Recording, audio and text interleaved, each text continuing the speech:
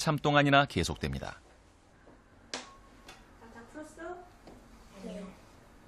세원이는 여전히 괴롭습니다. 2차 문제가 주어졌습니다. 자세히 보면 2개의 물동이만으로 해결할 수 있는 문제인데요. 18컵의 물과 2컵의 물을 더하면 답이 나오는 것이죠. 또 다른 문제는 앞서 보았던 간단한 문제와 같은 방식입니다.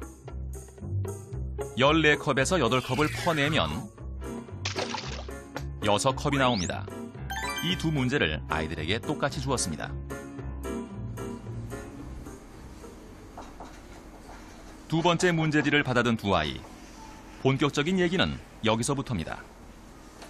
문제를 받자마자 시원시원하게 풀어나가는 재천이가 먼저 눈에 띄는데요. 자신만만한 얼굴입니다. 그런데 세원이는 여전히 힘이 듭니다. 재천이는 금세 문제를 푼 반면 세원이는 또 한 번 복잡한 그물에 걸려든 심정입니다. 같은 문제를 받아들고도 반응은 너무도 다른 두 아이들. 쉬운데요. 왜 쉬운 것 같아? 그냥 더하기하고 빼기밖에 안 나와요. 3개 다 써야 될 것 같고요. 너무 어렵게 생각했어요. 고뇌의 흔적이 가득한 세원이의 답안지에 비해서 재천이는 답안지도 깔끔합니다. So it's just slight shifts in mood can really affect the kind of flexibility of problem solving. So in that sense, emotions are clearly very relevant. Emotions also, as I noted before, help us know what's important. 그리고 뭔가 내가 이건 할 수 있어 라고 하는 자신감, 그리고 또 기분이 조금 좋은 상태에서 문제를 푸니까 확실히 효과가 나타난다라는 것을 알 수 있는 그런 실험이기는 한데요. 저는 아직도 그 문제를 이해 못한 거 보면 저는 뭔지를 잘 모르겠어요. 근데 어쨌든 간에 확실하게 알 수 있는 거는 공부를 하는 데 있어서, 문제를 풀어내는 데 있어서 부정적인 감정, 내가 할 수 있을까? 이런 감정이 별로 도움은 안 되는 거네요. 네, 이 공부라는 것이 거의 감정의 지배를 받고 있다고 생각하시면 될 것 같은데요. 좀 저명한 교육 심리학자 이런 말을 한 적이 있습니다. 이 감정이 학습의 온오프 스위치나 마찬가지라고요. 그러니까 감정이 나쁘면은 학습 자체가 오프돼 있다는 거죠. 불가능하다는 건데요. 거죠.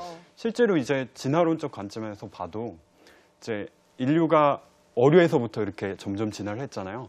근데 그 과정을 보면은 감정을 담당하는 뇌가 먼저 발달이 되고 그다음에 사고, 공부에 관한 뇌가 만들어졌거든요. 그런 차원에서 본다면은 이 감정의 뇌를 거치지 않고서는 공부가 되지가 않는다는 거죠. 네. 그 정도로 중요합니다.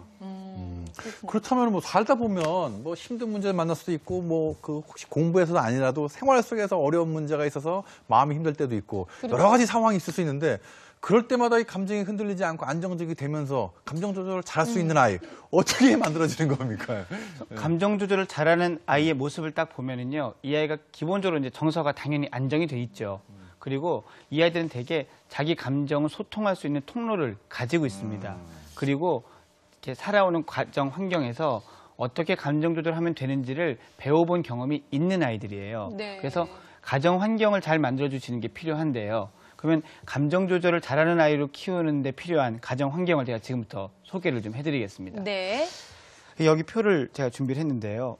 자, 우선 집은 안전하고 좀 즐거운 비밀기지와 같은 이런 느낌이 좋습니다. 뭔가 신나는 일이 자꾸 생기는 곳이죠. 네. 그래서 위험하지 않은 범위 내에서는 자꾸 시행착오하고 실수하는 거를 받아들여 주시고 장려해 주셔야 돼요. 그러니까 소파에서 뛴다고 너무 다칠까 봐 말리고 하시는 게 오히려 이러면서 해로울 수 있습니다. 그리고 과정을 중요시하는 분위기가 여러 번 말씀드리지만 중요하고요. 그리고 규칙은 적은 게 좋고 또 그 규칙은 공정하고 일관되게 적용이 돼야 되고요.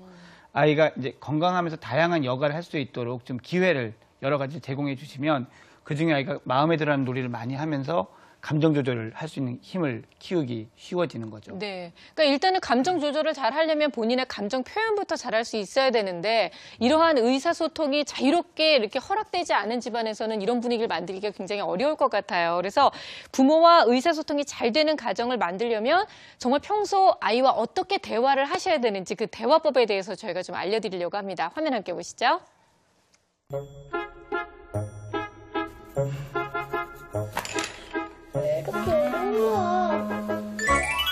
감정 조절 잘하는 아이로 만드는 부모의 태도.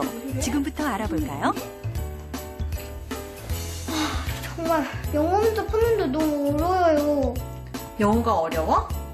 그랬구나. 우리 서연이 영어 문제가 어려워서 속이 상했구나. 그래, 어떤 부분이 어려운 거니? 첫 번째, 공감하기. 공감은 자녀와의 동반자적 관계를 유지하는 데 꼭 필요합니다. 모르는 단어가 너무 많아요. 아, 모르는 단어가 너무 많구나.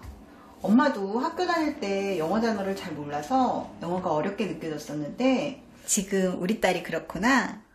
우리 그럼 여기서 모르는 단어를 한번 체크해 볼까?